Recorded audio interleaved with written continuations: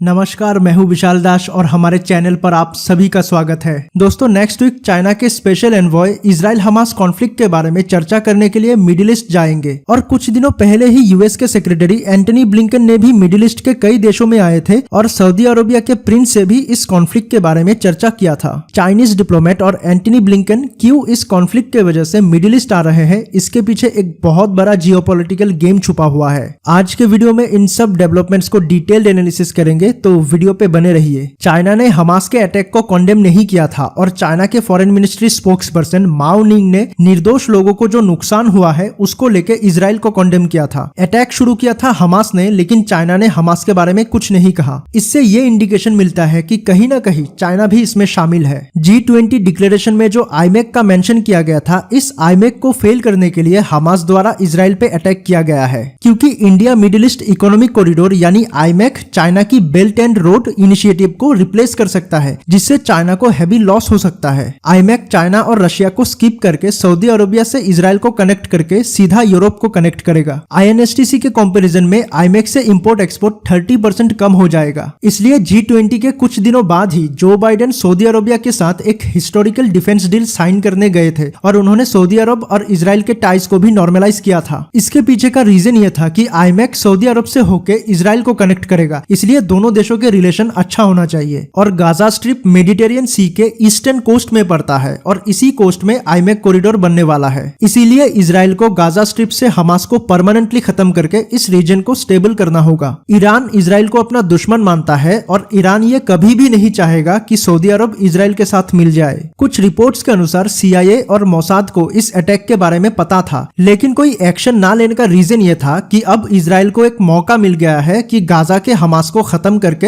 इस रीजन को स्टेबल किया जाए। एंटनी ब्लिंकन इसीलिए सऊदी अरेबिया आए थे ताकि ये मैटर ज्यादा एस्केलेट ना हो जाए। 15 अक्टूबर को चाइनीज फॉरेन मिनिस्टर वैंग ही सऊदी अरब के फॉरेन मिनिस्टर फैजल बिन फरहान अल साउद से फोन पे इस मैटर को लेकर चर्चा करते हुए कहा था कि इजराइल जो कर रहा है ये सेल्फ डिफेंस नहीं बल्कि जेनोसाइड है। इजराइल में 1400 और फिलिस्तीन में 2200 लोग मारे जा चुके हैं। चाइना बहुत पहले से ही फिलिस्तीन को एक अलग देश बनाने के लिए सपोर्ट कर रहा है और इस कॉन्फ्लिक्ट को चर्चा करने के लिए पुतिन भी कल चाइना में आए हैं। और एक इंटरेस्टिंग बात यह है कि इजराइल हमास कॉन्फ्लिक्ट को स्टार्ट होने से कुछ दिनों पहले ही यूएस कांग्रेस यूएस के पार्लियामेंट ने यूक्रेन को दे जाने वाली फाइनेंशियल एड को कैंसिल कर दिया था। इसके पीछे का रीजन यह था कि इजराइल हमास कॉन्फ्लिक्ट स्टार्ट होने के बाद यूएस इजराइल को फंड प्रोवाइड करेगा और इसके वजह से शायद रशिया यूक्रेन वॉर भी अब ज्यादा दिनों तक नहीं चलने वाला। एक्चुअली चाइना मिडिल ईस्ट में यूएस को रिप्लेस करना चाहता है और इसीलिए चाइना मिडिल ईस्ट के देशों को लगातार यूएस के खिलाफ प्रोवोक करता आया है। अरब नेशन और इजराइल के बीच रिलेशन को नॉर्मलाइज करने के लिए यूएस लगातार कोशिश कर रहा है और चाइना लगातार इस कोशिश को क्रिटिसाइज करता आया है। रिसेंटली चाइना के एफर्ट से सऊदी अरब और ईरान के बीच रिलेशन भी नॉर्मल हुआ है। UAE को छोड़कर ज्यादातर मुस्लिम देश इजराइल के अगेंस्ट खड़े हैं। इजराइल हमास कॉन्फ्लिक्ट एक बहुत बड़ा जियोपॉलिटिकल गेम है और आगे जितने भी डेवलपमेंट्स होते हैं उसको लेकर मैं डिटेल्ड वीडियो बनाता रहूंगा। Thanks for watching.